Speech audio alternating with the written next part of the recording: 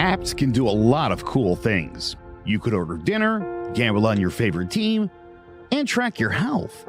You could even get a mortgage. One click and you can be approved. I'm not sure by who or what country they're in. You deserve more from the mortgage industry. At AnyMac Home Mortgage, we believe in the need for live human interaction during a very complex process. The kind of service and guidance which an app simply can't provide. Our customers are more than credit scores and income documents. They're individuals and families who live in and strengthen our communities. Their story is our story, and that story begins in a home. Chris Sawyer is an expert on providing superior customer service and in meeting the mortgage needs of current and future homebuyers. With over 18 years of experience in the industry, Chris is able to help customers migrate through the home buying and home financing process by using his wealth of knowledge as a well-qualified mortgage professional. And best of all, Chris is located in Cromwell, Connecticut, where he has helped hundreds of clients in Connecticut, Massachusetts, and Rhode Island make their dreams of homeownership a reality. Visit chrissawyer.any-mac.com. Email him at csawyer@any-mac.com or give him a call, 860-878-8730. Chris Sawyer, NMLS number 39345, corporate NMLS number 338923. AnyMac Home Mortgage is an equal housing lender. American Neighborhood Mortgage Acceptance Company, LLC. DBA AnyMac Home Mortgage. Lo-Fi Direct. Connecticut First Mortgage Correspondent. License lender. Broker number ML 338923. Massachusetts Mortgage Lender and Mortgage Broker License number MC 338923. Rhode Island License Lender. License number 2011280L. Call for additional details. Giants with pressure. Smith steps away from the first, but he cannot get away from Micah McFadden. First down from the 2. Smith quick toss to Lockett, and Lockett tossed down. By Lamar Jackson, and the ball is out. And it's Giants football. 2 extra linemen in for the Giants. The give is to Barkley, and he's into the end zone for a New York touchdown. Pressure coming, and a blast from Xavier McKinney. Hello, ladies and gentlemen. Welcome to Drawing About the G-Men Giants Football Podcast. Unfortunately, we only got another duo show today. Unfortunately, Zay has to go work at the next game, and Sean got called in to work late. But I'm Big Jace, joined by Joe Aguirre. And I knew just the cynical Giants fan in me, I knew there was something coming like this. Like we were talking a couple weeks ago, this Giants team could easily go 13 games, but you can't. It isn't easy in the NFL. A tough loss. I mean, it was close through really like 2.5 quarters, and then the Seahawks just pulled away at the end. Geno Smith, I don't know. I mean, crazy how great he's playing. There was a lot of issues. I mean, obviously Richie James, the 2 fumbles, that was ginormous. That was terrible. And I mean, that sucked as well. I know that there was a really, really bad play. It was like a sweep, but Saquon Barkley just didn't move at all from the backfield. There were obviously some errors, but I think the biggest thing here is what I've been critical on Daniel Jones. I think he looked okay at times, obviously bad at others. But the thing was, this defense, it was breaking. Like in the first, like I said, 2.5 quarters, when the defense was on the field, yeah, the Seahawks were moving the ball a little, but there would be a big bat down. There would be a sack. Like there were a couple sacks in the first quarter. There'd be something to just change the momentum. And then eventually, slowly, that dwindled from the defense. And I mean, granted, Seattle's defense was good, and they had the same deal. Whenever the Giants were starting to, towards the end, whenever the Giants started to put a little, like, couple plays together, there'd be that one big play, one big bat down, one big broken up play, a sack to just stop the momentum. And it's crazy the Seahawks looking as good as they are after everyone thought they'd be terrible, especially after trading away Russell Wilson. But Joe, how do you feel coming out of this? And after this loss, or just after this loss, how has this loss affected your confidence with the Giants? Well, look, number one, you're not going to win in the NFL with 13 points. Nope. So start there. We talked. Okay. 5 of the first 6 drives ended in punts. They got to do better than that. You got to be able to move the football. You got to stay with the run. Again, Saquon's going to, if Saquon can't get it going, 20 carries, you got to give this guy 25, 28 carries, and you got to hope one of those extra 5 or 6, he breaks one. Because, again, you need to get the ball in the end zone. Having Daniel Jones drop back because you're playing from behind, not ideal conditions. This was their worst performance outside of Dallas. You could see it. You could tell. This team going into the half looked like a team that wasn't going to be able to get it figured out. I thought it was interesting that again, a lot of swings to Saquon, like stupid plays like that. I don't like how are you maximizing Daniel Jones on plays like that? It just the defense did as well as it could. Again, when they're on the field, they only gave up 277 yards. It's not like they got steamrolled or anything, but the offense can't produce. The defense has to keep. And that's what this was. And if the offense isn't going to carry their weight, then they're going to lose a lot more than they're going to win. So 13 points doesn't get it done in today's NFL at all. Yeah, but I will say the one thing I think Seattle did very, very well was neutralizing Daniel Jones. Not a lot of ability. There were a couple times when plays broke down and you saw Daniel Jones. He saw a lane and he started to go for the run, but there was always a safety, a linebacker, someone to meet him at the line of scrimmage. And I don't know if that's necessarily the formula to beating the Giants, but I think that's what really halted this offense. But Joe, I've been a cynic, like I mentioned earlier. I've been a cynic about the Giants. Is this going to be the start of the downward spiral? Because this is, you mentioned the Dallas game. I think this game looked worse than the Dallas game. But you know what, Jason? Like I said, look, you're going to have letdown performances. Everybody's having them, especially this season. You just, the thing is, do you bounce back? The Giants' other issue is, look, somebody like Richie James is being relied on a lot. Like, this is not ideal. And so, I still think the Giants ought to take a crack at OBJ. I don't know why you wouldn't. I don't care what he's like in the locker room. I know that that's a guy who can catch the football, and it's somebody Daniel Jones won't have any trouble adjusting to. But this crew of receivers is awful. They don't get open. They don't come back on balls. They're just not very good. Getting rid of Kadarius Toney I don't know. Like, this guy's just about to get healthy, and so you're going to reward him by sending him to the Super Bowl with Kane. I don't understand that. I don't understand that at all. Also, Kenny Golladay is a loser. Yes. He should just retire from the NFL. Yeah, I will. Another thing I want to mention about this game, the no Bellinger, I think, is big. I think that with Daniel Jones, he always has that one guy that is safety blanket. It was Slayton early in his career. Then once Slayton got hurt, it transformed into Sterling Shepard. Then Sterling Shepard got hurt at the end of last year. There's That's nowhere. The other problem. Everybody on this Bellinger. freaking team, as soon as he starts relying on you, you get hurt. Yeah. Or if you're Kenny Golladay, you just stay out of it completely and you just get hurt. Yeah, well, I don't even like. Here's the funny thing: Kenny Galladay's playing like 8 snaps a game. Where did he get hurt? How did that even happen? Banged his knee on something. Like, what, dude? Yeah, terrible. Well, I think.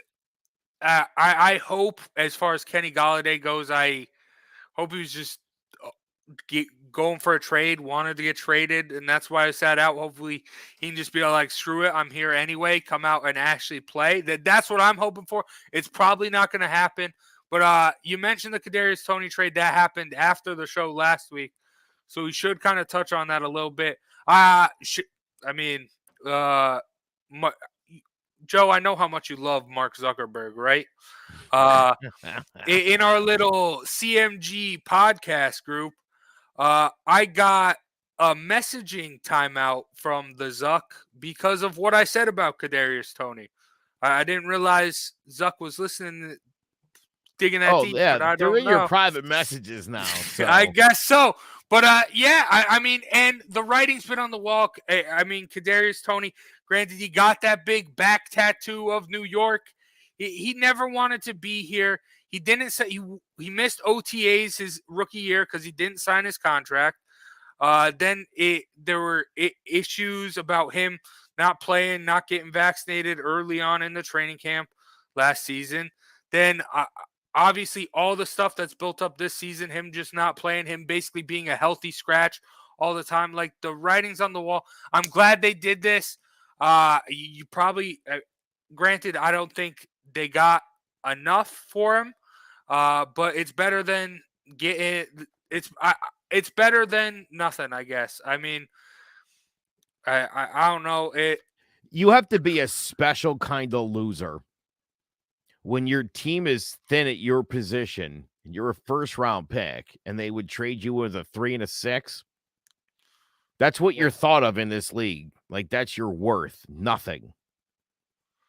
Yeah, and I mean, where is to me, that just shows like no drive. He doesn't necessarily want to compete. Even if you want to go out, even if you want to get traded, you still got to go out there and show teams that you're worth trading for.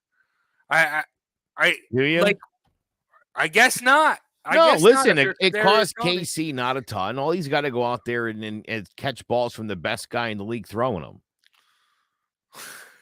And not get hurt, not trip over his shoelaces and get hurt like he's been doing. So it'll work out like it did for DeAndre Baker, like it did for all the other problem children that we sent away that ended up in the Super Bowl.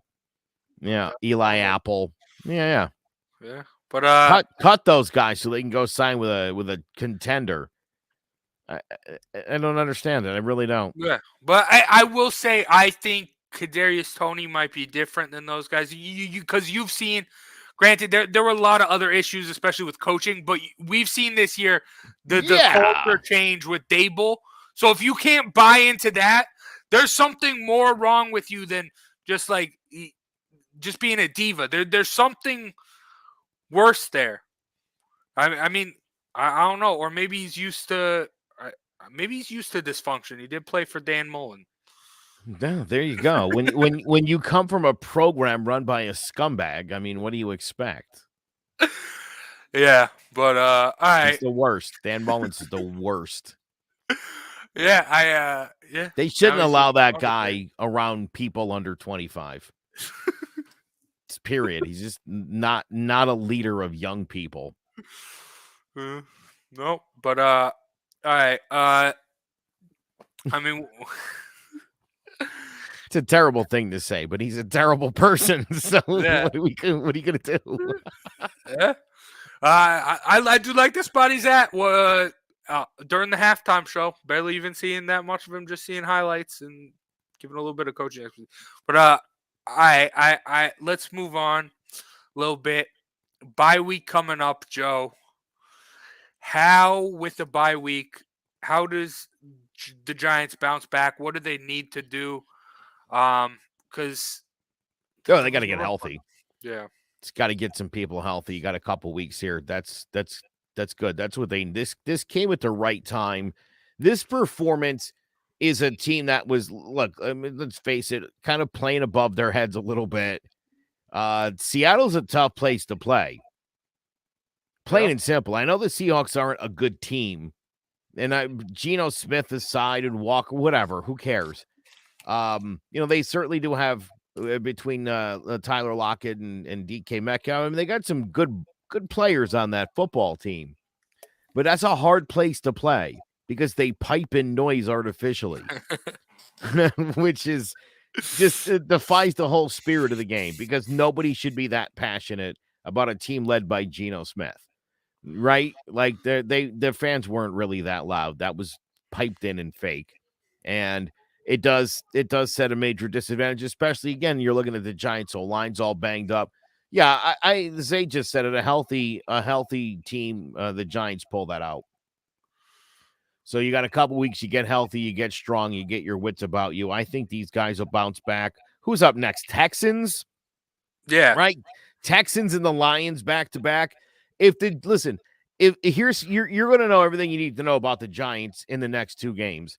If the Giants find themselves at 6-4 after those two games, well, let's pack it up. Let's hope they don't win another game, and let's hope that Daniel Jones didn't win too many games to really ruin our draft position. Because if he can't win these games and keep this team in the playoffs, then I hate to say it, and I know without the talent around him, it puts him in a tough spot, but it's a business. Yeah. And you almost gotta be kind of a superhero here. Look, if Saquon Barkley can't drive the offense on any given Sunday, he's got to be able to step up. He also needs receivers that can catch a football and that can run the proper routes and are on the same page as him. And that doesn't seem to be the case. Yeah, well, going back to my point I made earlier, the one thing that makes me, even right now with the Giants being as good as they are, the one thing that makes me want to move on from Daniel Jones is, like I was saying earlier, that whole safety blanket thing. You can't have one wide receiver. You got to be able to distribute the ball.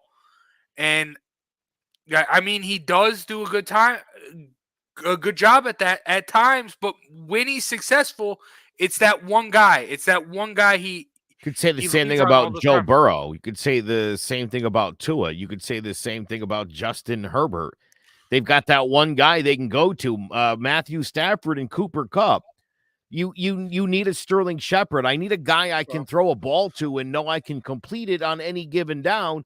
And then I have the other guys that I'm my other options I'm looking at. He doesn't have anybody he can rely on who can stay healthy for long enough.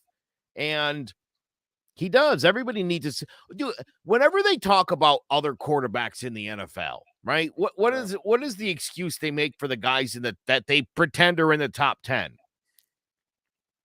Now their age, and they need more talent around them, right? Well, we wanted to make excuses for Mahomes. Go, well, how will he be like without Tyreek Hill? Well, he'll figure it out. He's doing fine. Tyreek Hill has made Tua look like Pat Mahomes left-handed. Yeah. I mean, my God, Joe Burrow sucked until Chase showed up. I'm sorry to say that. I wasn't high on him his rookie year. They brought Jamar Chase in, a guy who he's known for a long time, and look how that worked out. The Dolphins getting Jalen Waddle, a guy who Tua was very comfortable with from college. What does the Giants do? Ricky James. Marcus Williams, who are these people? These were guys who were like on the Buffalo Bills practice squad last year. They're trying, but again, it's like, dude, he is not even dealing with professional football players. This is like a New Jersey tryout. You know what I'm saying? It's like, hey, anybody know how to catch? Anybody play any wide receiver in their life and you're under 28, you want to come play for the Giants? That's kind of where they're at right now. Yeah, but back to my safety blanket thing, why all those other guys you mentioned, so say Jalen Waddle sits out a week or whatever, Tua, it isn't like Tua when he comes back. Joe Burrow without Jamar Chase this week got blown out. Okay, but when Jamar Chase has been injured before, but when he comes back, it's the same old thing. When Daniel Jones, when these injured guys come back, it's off. He goes back? On and tries to. Sterling Shepard's not back. No, but like all the guys I mentioned though, Slayton, whatever happened to that, and now he's starting to come back. Slayton sucks. I don't know what happened to this guy. Maybe the contract got guaranteed or whatever. He used to be so good. And now he's very unreliable. He doesn't get separation. He doesn't really have speed. He had an opportunity to catch a ball down the field, he never makes the tough catch. So he's the opposite of what a security blanket is. He's an Evan Engram type where when you really need him, you can bank on him with the jelly fingers. Yeah. But I don't know. There's got to be. I don't know. Again, you're talking about Bellinger, dude, like he's Kittle. I mean, give me a break. You're talking about a rookie, a guy who's been there 6 games. Again, he's been by far the best pass catcher. He has been, but again, consistently, they have not put consistent talent on the field around Daniel Jones. They just haven't. You need chemistry with receivers, and he doesn't get it. They're always banged up. They're always injured. So it's not like they're practicing together. I mean, I think Daniel Jones is doing the best he can with the garbage around him. The right side of the offensive line this week was terrible, and neither of those guys probably should be in the NFL, if we're being honest. Yeah. And they find themselves in that position far too often, dude, where, again, by the end of the game, you look at the Giants 11 on offense, and you're like, this is like a community college. It's bad. Yeah, they were definitely missing Evan Neal, but the thing with Daniel Jones, does he necessarily make people around him better? I don't think so. Yes, he makes better garbage. I wonder if he had elite level wide receivers, what he could do. Because look, here's my other thing, Jace. This guy throws one of the better deep balls in the NFL, period. They don't throw the ball down the field enough. They generally can't get the run established in the first half, so that completely takes away the idea of throwing the ball down the football field. And so you get your first 6 drives, 5 punts, and a touchdown. Not good. Again, I think if he had talent around him, if he had people he could throw to and rely on, I think things would be drastically different. Yeah. I don't know. Again, dude, not for nothing, but Tua Tagovailoa's emergence has coincided with Waddle and now Tyreek Hill. Before that, when he was throwing at Dante Parker and people like that, he looked kind of mediocre. Yeah, Miami fans were starting to throw him under the bus and that stuff. Now everybody loves Tua. Now we want to protect and coddle Tua. He shouldn't have been in that game. Yeah, that's a good point. But I feel like that's also very, I've very noticed, true, by the way, just because I like to give myself kudos here, I already hear people are starting to question Justin Herbert, and I'm hearing what I've been saying for a year now. Got to start winning some games. Yeah, goddamn right you do. If you're gonna criticize Daniel Jones because he hasn't won enough games, but you're like, oh, Justin Herbert just needs more talent around him. So does Daniel Jones. Everybody needs talent around them. You know who's proving that point? Tom Brady and Aaron Rodgers. When you don't put top talent around even the best of the best, not going to go great. Yeah. I really hope the biggest takeaway from this whole NFL season is to stop judging teams on their quarterback. I mean, look at the Seahawks. They're doing great. They're at the top of that division right now. Well, also stop judging this season based on last season. Everybody does that, right? It's like, oh, the Giants have sucked the last day. It's like, well, maybe they're getting better. No, can't be that. Like, oh, okay. I've literally talked to a buddy of mine who's a Dallas Cowboy fan, who I'm sure he lied or he's just an idiot, but he said, I've seen every Giants game this year. They're terrible. I said, if you don't see the difference between the Giants of this year and the Giants of last year, honestly, you're either being biased because you're an idiot Cowboys fan or you don't know football at all, which would explain why you're a Cowboys fan. Well, I will say, like I mentioned this early on in the season, like even the Panthers, all these teams that are struggling, keeping them close is not good because eventually you're going to have something like this where, yeah, I'm not ready to be done with the Hector made Jones. like Yeah, 10 comments, and this is the only one I liked. He says, I'm not ready to be done with Jones. If he had the weapons and not delivering, then it's a different situation. Yes.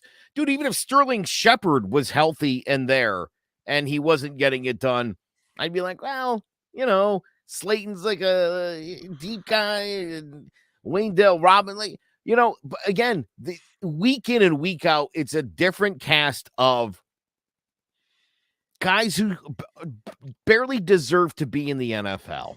XFL guys.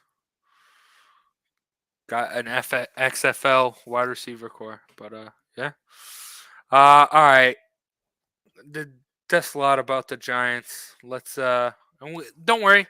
Real quick, not for nothing, but Kirk Cousins, dude, right? Kirk Cousins has Justin Jefferson. He's got Adam Thielen, Irv Smith, who they just get somebody named. Yeah.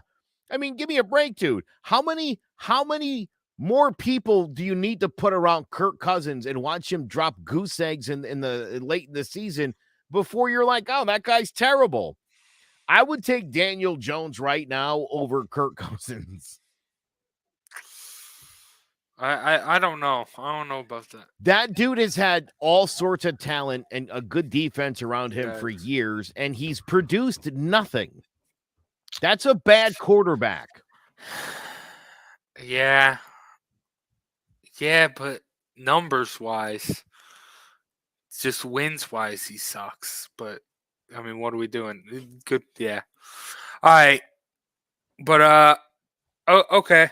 Let's take a break from the Giants. Obviously, bye week coming up. Don't got a game to preview. But with the bye week, every year we do it.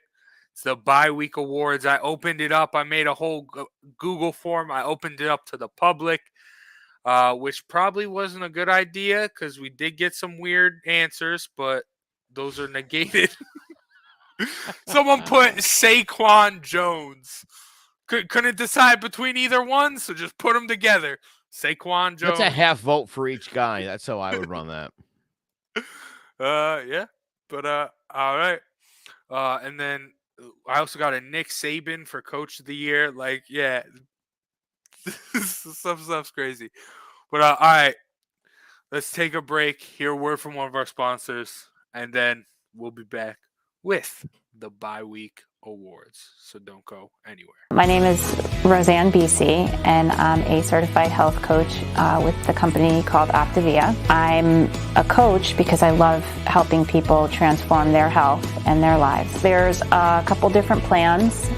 It's safe for a lot of different people and a lot of different ages and places in their lives. I have so many clients that have had such great success, and there's a portion of the program that is you get your health coach, you get the products, but you also get a community of people who are there. So we do Zooms every Monday night nationwide, and if people want to get more involved with other people on the same journey as them, then they can join in and have that kind of support. The website you can reach me at is sacredrosehealthandwellness.com, and you can email me from there, or you can book a virtual coaching session there where we can get your health assessment started and get you moving in the right direction. All right, let's dive into it. Starting off with Coach of the Year. I mean, it's pretty simple. We've been talking about it. We talked about the culture change that he's brought. We aren't done talking about the Giants even when we're going into the bye week awards. Coach of the Year, Brian Daboll. Joe, is this who you voted for? That is my man. That's who I voted for. I think most people would agree with that. He's getting the most out of Daniel Jones. He's getting the most out of Saquon Barkley and this whole entire offense. Again, a mishmash of community college level talent. The defense is playing inspired. He lets Wink Martindale do his thing. He puts trust in his football team, and it's the reason why they're 6-2. Yeah, and I mean, total culture change. I mean, you saw what this team was that Joe Judge had last year and how it struggled. This is a completely new, I mean, not even that much of a new team, not that many new guys, but he's able to get the best of them. And like I talked about with Kadarius Toney, like these guys, like most teams would just force them to play. They'd be out there not really wanting to be there. But yeah, if you're not bought in, you're not going to play. And I think that's big, especially for the diva wide receiver that in today's day and age, like Kenny Galladay and Kadarius Toney. So especially the fact that he's a first-time head coach. I mean, he's taken to that like a fish to water, obviously. So, well, I mean, granted, I mean, this dude's been around the league so long and witnessed. I mean, not even just the league, but been around college.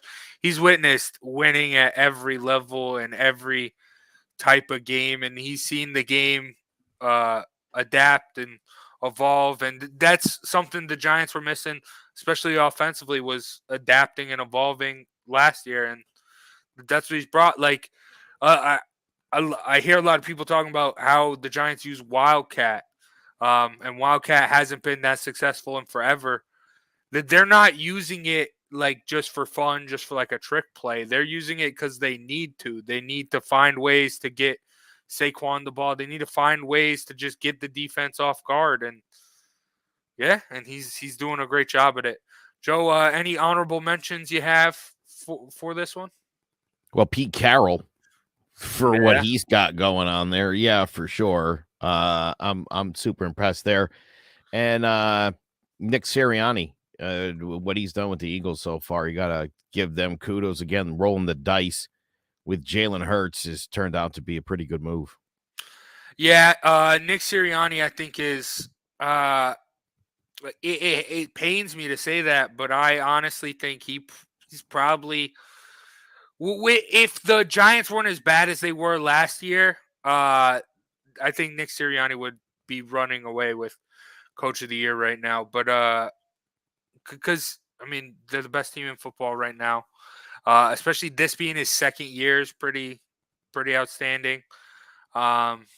So yeah, and also some guy that's always mentioned, he has yet to win it, but Sean McDermott.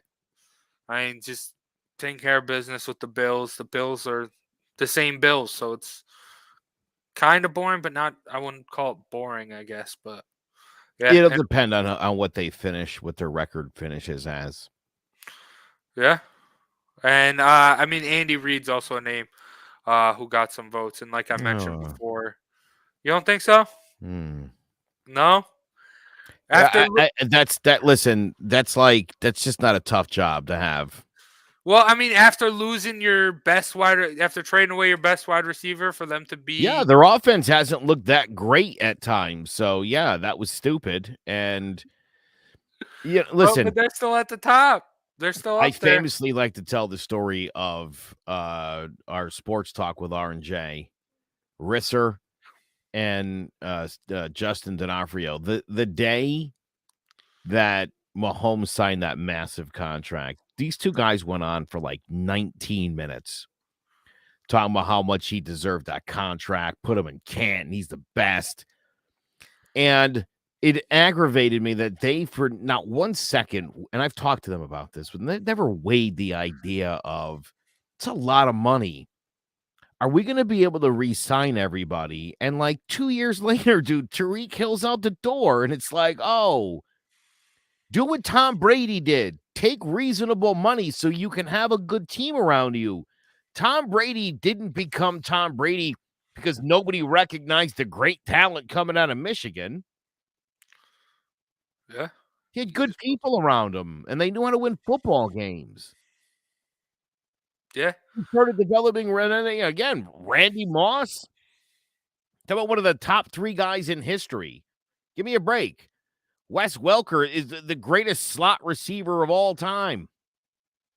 Had some phenomenal seasons. Again, if you again, it's like, dude, he relied on top talent. That's how he got to be Tom Brady.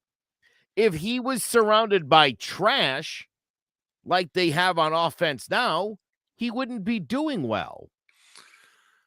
And so, again, the Kansas City Chiefs of this year are worse than last year's team, are worse than the team before that, and are worse than the championship team. They're a worse football team than they were 3 years ago. They're still very good, don't get me wrong, But their heyday of being a super dominant football team, I think that window closed. As long as they got Mahomes, they're going to be fine. But I think look how it went with Buffalo. I think Buffalo's sort of taken the threshold there. Yeah, well, I mean, the whole AFC, it's very, very hard because I mean, I don't know if I'd necessarily throw them out of there. I think, you talk about the contract, they did what they had to do, and everyone talks about it. You have to win with your quarterback on his rookie deal, and they were able to do that, and that's what got him paid. But yeah, I don't know. I think down if they can. I think towards the end of the year, that was a big emphasis with the bye week awards. Till now, this season, not predicting what's going to end up at the end of the season. So I do think towards the end of the season, Andy Reid, if the Chiefs can continue to do what they're doing, really, I think they can end up there. But I get what you're saying. But I mean, Brian Dable, Coach of the Year thus far. Let's move on. Next one, we got the coach. Let's talk about the rookie of the year. Staying in New York, but in the green, Ahmad Sauce Gardner for the New York Football Jets. Joe, who'd you have? Did you have Sauce? No, you know what? It's funny. He wasn't my selection earlier today, but just before we went live, I honestly thought to myself, you know who I've been, because I've watched a couple of Jets games now. He's good. He's a real instinctual player, man. I actually really like the pick of Sauce Gardner. I think my selection was Chris Olave from the Saints, and only because he's on a couple of my fantasy teams, and he strikes me as someone who's producing. But Sauce Gardner's a shutdown cornerback and is going to be a superstar in the NFL. I think he's already kind of earning his kudos at this point. So yeah, this guy's great. Yeah, I remember last year on all 4 downs, I put Sauce Gardner in my Heisman rankings and got clowned a little bit. Yeah, that makes sense then. It didn't clowned. Yeah, no, because he was so good. Because no one would throw him the football. No one. I understand what you're saying, but just no. But no, he's a beast. Just kidding. Chris Olave was it was between Olave and Gardner for me. I mean, also if Breece Hall didn't get injured, I think he's another guy that could have made a statement here. The Jets gotta have another bright future. But the other people receiving votes, Kenny Pickett, definitely. Probably a Steelers fan voted for that. Sounds like it. Yeah. Dameon Pierce, which I think is a good one. He's really been the Texans they've sucked. But they have been better than a lot of people thought, and it's really just because of that run game from him. I mean, granted they're 1-5, but the run game has been carrying them. And then someone also put Bailey Zappi, obviously a Pats fan, but I mean, he has to look good. You know, I'll say this. Listen, Travis Etienne is not technically a rookie, but in any other sport, when you don't play your rookie season, you're a rookie the next year. And I think he should at least it should be duly noted that he is having an outstanding year in his first go round in the NFL. He's really been phenomenal. That he's putting up some big time numbers, man. Like some Derrick Henry numbers. See, I'm old, but yeah, he's starting to be like that kind of stud. So yeah, and I mean, obviously the Jags believe in him after trading away James Robinson. Gutsy move, man. It's all about depth in the NFL. So interesting move for who's the backup now? Jamal Hasty. A guy who hasn't been able to crack, he's been on a lot of rosters as like the third string guy. Yeah, but yeah, they do got a bright. I do think Jacksonville's got a little bit of a bright future, though. I mean, I Trevor Lawrence. keep hearing that, and then I keep watching them lose week in and week out. So it makes They- me, again, I'm thinking back to a few weeks ago. Again, some clown on ESPN, and they're known for their clown takes, said that the Jaguars had a more talented team than the Giants. And it's like, oh, tell me more about it when the Giants beat the Jaguars and the Giants are 6-2 and they're 2-6. Tell me how talented that team is, you morons. Yeah, and they did also just trade for Calvin Ridley, so they're really banking on next year, I guess. But all right, Sauce Gardner, Rookie of the Year. I think that's one that'll probably stay for the rest of the year because he's a beast. Let's stick with the defensive side of the ball. Sauce did actually receive a couple votes for this Defensive Player of the Year, but the big one, I think the right answer, I had him. Hey, sucks to say, Micah Parsons. Really, like, with TJ Watt injured, Myles Garrett isn't really Myles Garrett anymore. I mean, Nick Bosa hasn't been Nick Bosa since that Super Bowl run. Micah Parsons is the only real, like, game wrecker in the league right now.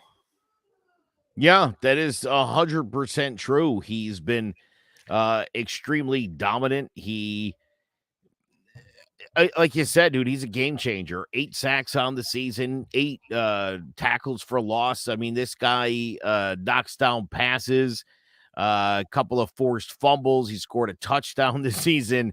He's a monster, and I still regret the Giants not getting there because this guy's he's got character issues, but you know the Cowboys, they love those garbage guys, you know. Yeah. They like a good convict. Anybody accused of he did some weird stuff to his locker mates in college. And the Giants were afraid of that guy. But they should have thought back to LT.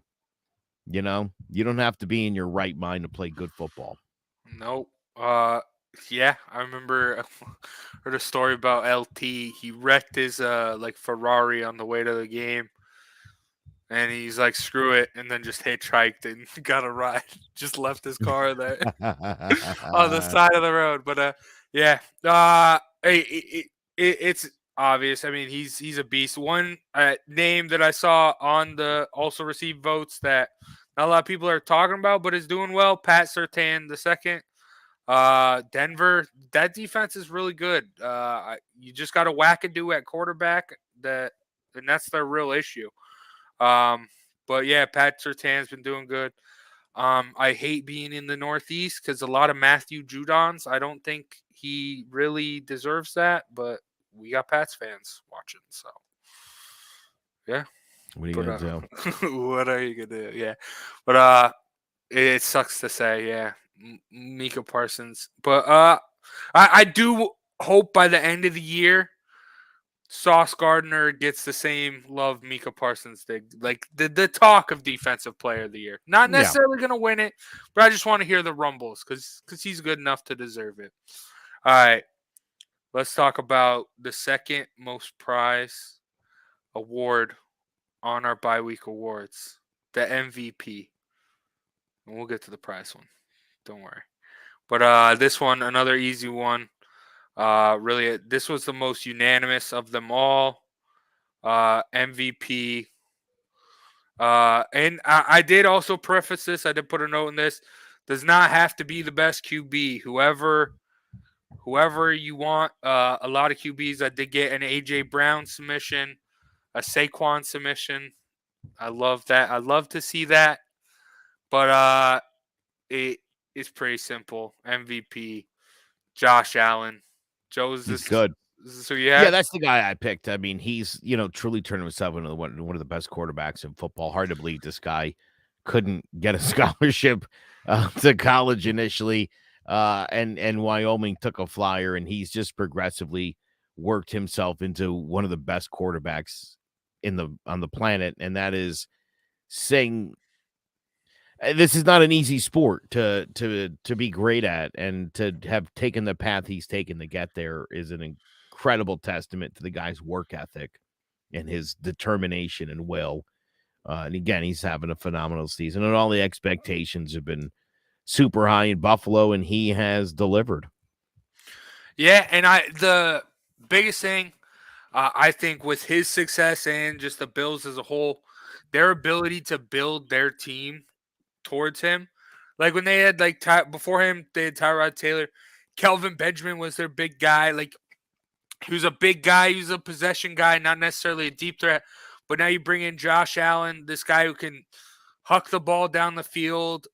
Yeah, and then you bring in guys like Gabriel Davis, obviously Stephon Diggs, guys that aren't those big like red zone threats, but are the deep threats, the guys who can go get through their defender, create some space, and be able to catch those balls way down the field. And that's something big. Not a lot of people talk about.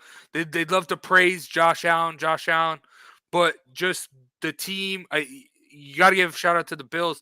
This team is perfect. This offense, besides their lack of running game, is perfectly. Their pass game is perfectly fitted for Josh Allen to succeed. And that's why he has. And I love, speaking of run game, him running and just running over people. I love to see that, especially from a quarterback. Oh my God, yeah. And once a year, there's always a hurdle, which is always great. But other people receiving votes. We got to mention Jalen Hurts, Pat Mahomes. Were you gonna say something, Joe? Nick Chubb, leading the league in rushing, 10 touchdowns already. He's having a phenomenal season, and people are always talking about Kareem Hunt for some reason, which I don't understand. I mean, unless you're talking about a guy who kicks women, I don't think there's any reason to bring that name up. Yeah, and also, I mean, you look at what the Browns are doing. Like, there's a lot of times they're throwing the football when they should be. Like, I think Nick Chubb should have a lot more stats and be doing a lot well. They should be winning with Nick Chubb. Like, they're not trying to win around Nick Chubb. There's times where they aren't riding him as much as they should. So I think, yeah, if they did just feed him, Jacoby Brissett isn't making plays. Just feed him. Have this be, you're the Titans. Derrick Henry, Nick Chubb's Derrick Henry. Just hand the ball off to him. Have him win your football games till Deshaun Watson gets unsuspended. So that's another good name. And like I said, I hate being in Connecticut. Someone put Tom Brady. That's not no. But yeah. All right. Now, the most prestigious award in all of football, Giant of the Year. Before I even reveal who it is, Joe, I want to know, who did you vote for? I picked Daniel Jones. You picked Daniel Jones? Daniel Jones has won a lot of football games this year. Daniel Jones has led this team. And I know, look, Saquon's having a great year. But there's been some big moments in some games where Saquon has not been on the field. And Daniel Jones has stepped it up. And for that reason, he is the Giant of the Year. All right. I will say this was by far the closest. Daniel Jones was on there. Obviously, it was a close battle between Saquon and Daniel Jones. I do want to mention one person did put Brian Dable. Yeah. I mean, we gave it to Joe Judge 2 years ago, right? Well, we shouldn't have. Yeah. We should have learned our lesson on that day. By the way, what's his face? Fabian Moreau should get an honorable mention here, dude, because this poor man, every time that guy comes into the game, they start going right at him. And all that dude's been doing is making plays. I got to give him credit for a weakened secondary, man. That guy's been pretty great for the Giants this year. Yeah. And Adoree Jackson's playing a lot better too, should be noted. Yeah, that strip sack last week, but I'm liking what I'm seeing from him too. yeah. But let's get serious. Who is the Giant of the year? Two other people receiving votes.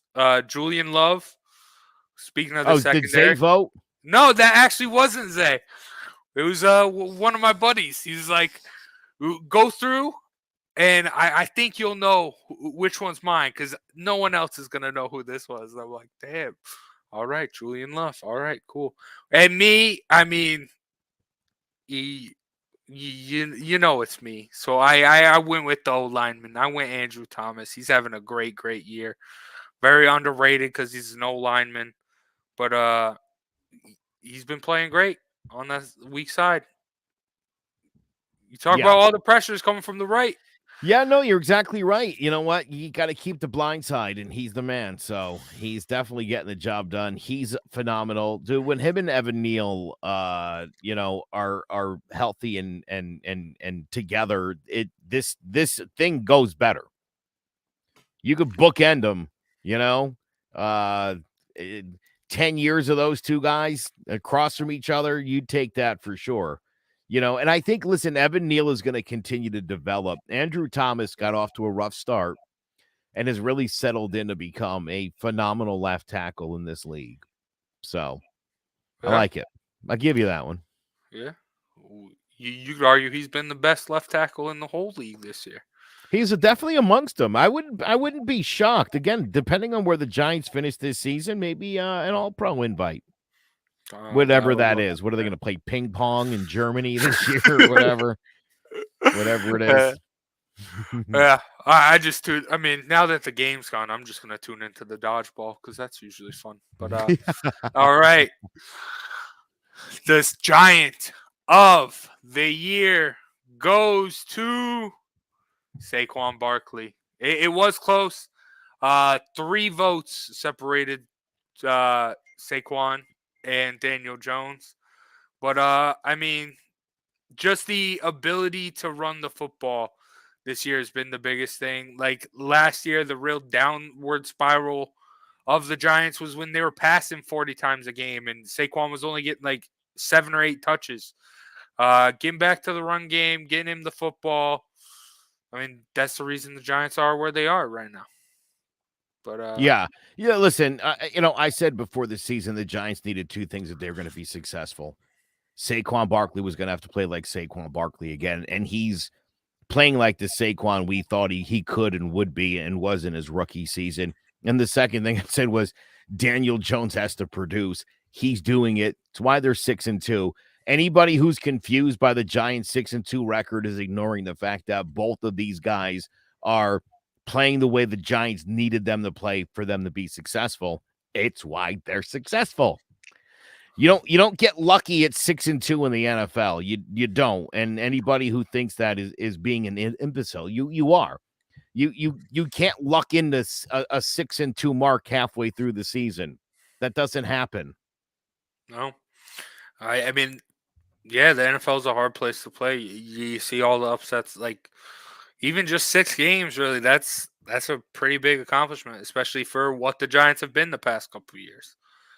But yeah, there's still a lot of season left, and Joe, I want to do something fun before we move on to best bets. Give me one of these awards that you think will have a different winner by season's end? The MVP. You don't think it will be Josh Allen by the end of the season? No, I don't.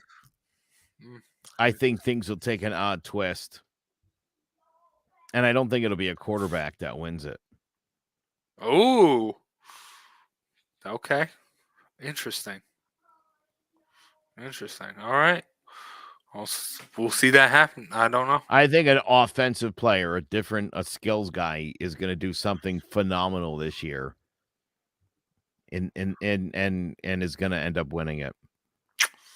Well, I think, yeah, I think especially after last week, I think if the Eagles continue to stay number 1, I think you probably got to go AJ Brown over Jalen Hurts because, I mean, Jalen Hurts isn't throwing the ball that much.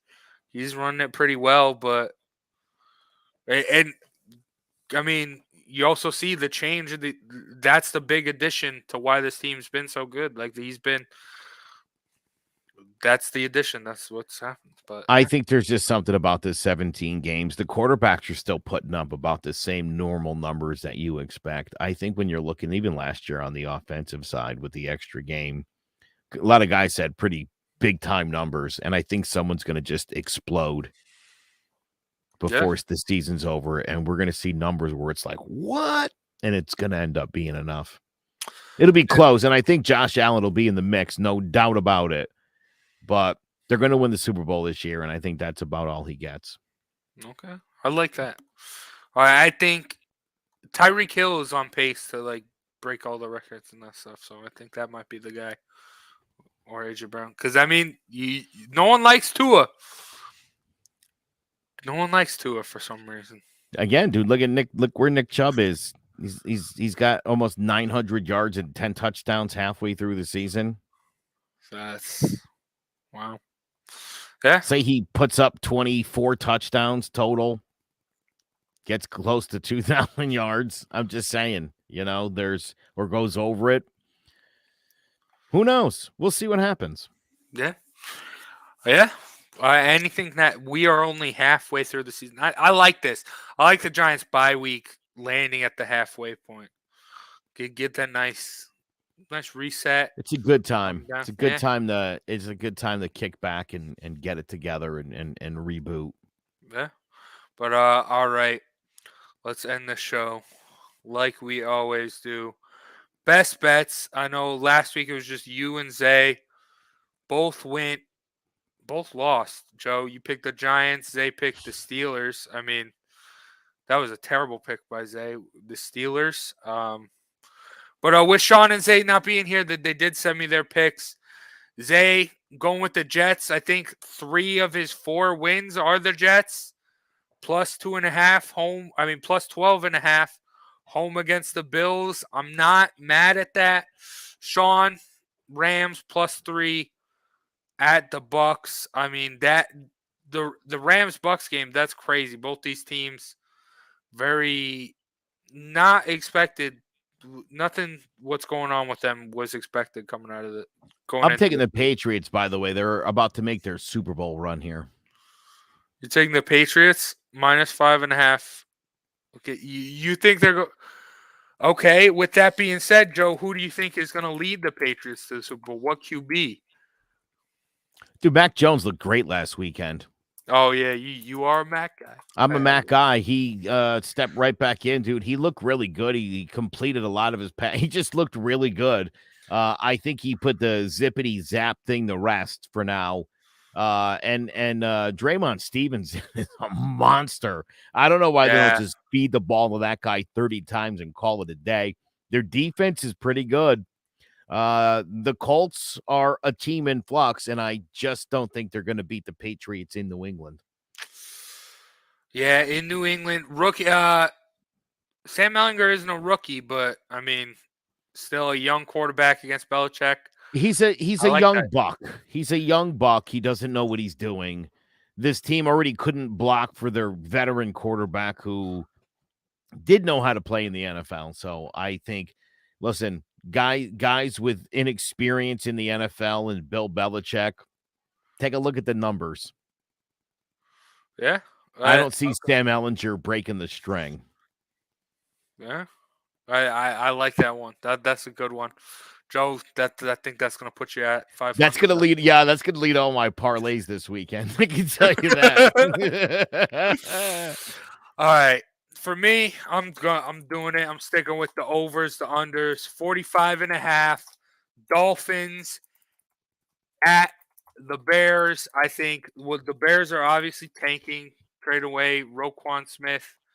I mean, they did add Chase Claypool, but that's nothing really. I think the only problem you could run into on this bet is if the Dolphins win 45-0. Yeah, but I think the Dolphins, they're going to score points. The Dolphins are going to score 45 points in this game. I'm certain of that. The question is can the Bears score a half a point? No, they probably will. I like this. I actually really like this pick, Jace. I think this is going to be like a like a 35-15 game. They're going to put up 50, 55, 60 points. I think that's a pretty safe bet. Yeah, and really since the Giants loss, the Bears offense, I mean, it's still the Bears. It's not great, but they look a little bit more competent. They're calling designed runs for Justin Fields. Justin Fields has looked a lot better since the Giants game. The offense has looked a little better. So I think they do at least a field goal, but I could honestly see the Dolphins hanging 49 on them or something like just Oh, yeah. it up. Oh, dude, that's what I'm saying. I think just the Dolphins could cover this and you'll be all right. Yeah, I mean, only thing, November game in Chicago. Are they going to let the ball fly as much? I think they got this. I think either way, I do think the Bears will be able to move a little bit. And Dolphins also adding Bradley Chubb. That's gonna The Dolphins they're sneaky gonna make a push here. I think come end of the year we're gonna be talking them, the Bills, the Chiefs, all at the top of that. Well, how nice is it too when you do figure out you've got your franchise guy? Yeah. A nice feeling that is. Yeah. Now we can fix all the other problems we have. Yeah, that's very, very true. But and also like a young franchise guy, like I mentioned earlier when we were talking about Patrick Mahomes. Yeah. He's on his rookie year deal. You don't got to worry about paying him. You don't got to worry about, is he worth the 5th-year option? Is he worth this, that? Do you want to franchise tag him? No, he's got to play for what he's got. And yeah, so they're in a good spot, Miami. Yeah, and no one saw that happening. But all right, that's gonna do it for today's show.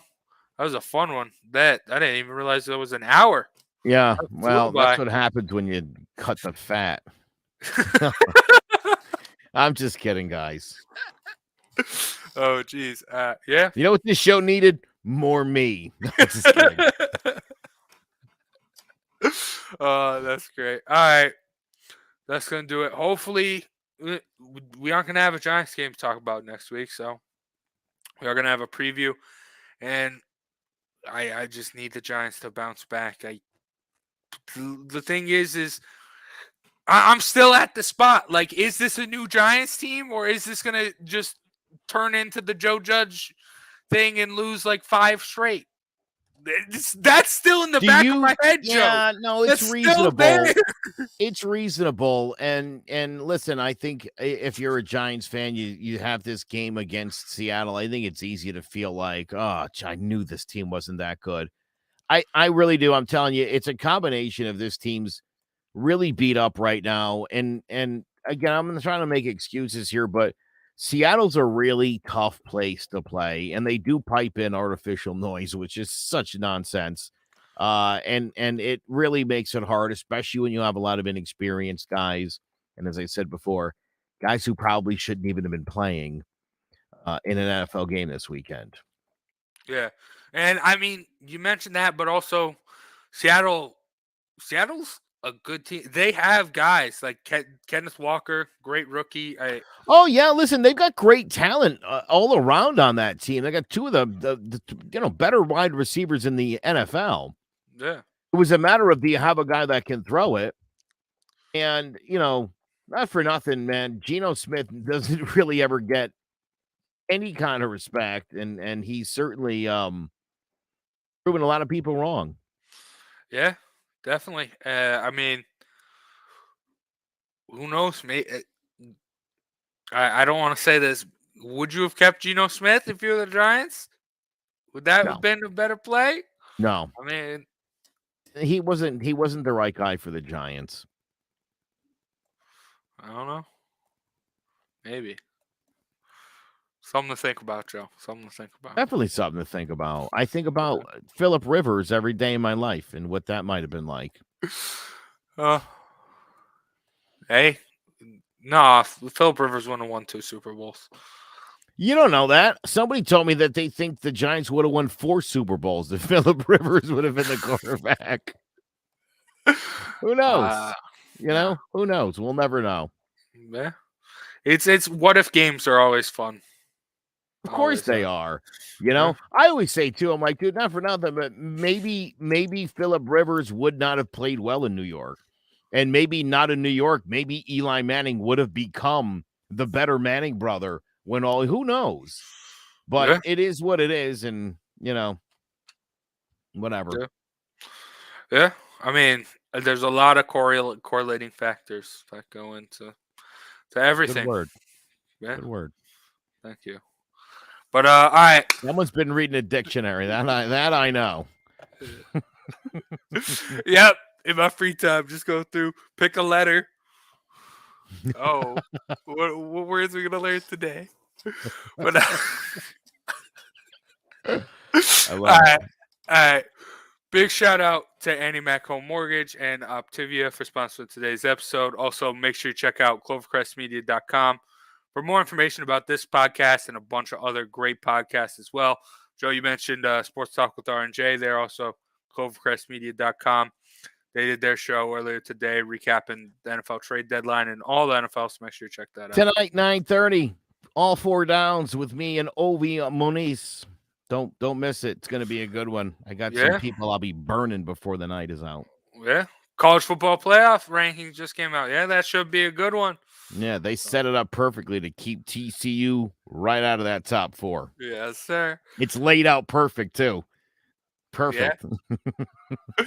But, all right, we could see 3 one-loss SEC teams end up going in. That'd be crazy. Would not surprise me. Would not at all. But all right, that's going to do it for John about the G-Men. We'll be back next week, preview that game against the Texans, give you a lot more football to talk about as well. For myself, Big Jace, and Joe Guire, take care. We'll see you next time. Giants with pressure. Smith steps away from the first, but he cannot get away from Micah McFadden. First down from the 2. Smith quick toss to Lockett, and Lockett tossed down by Adoree Jackson, and the ball is out. And it's Giants football. 2 extra linemen in for the Giants. The give is to Barkley, and he's into the end zone for a New York touchdown. Pressure coming, and a blast from Xavier McKinney.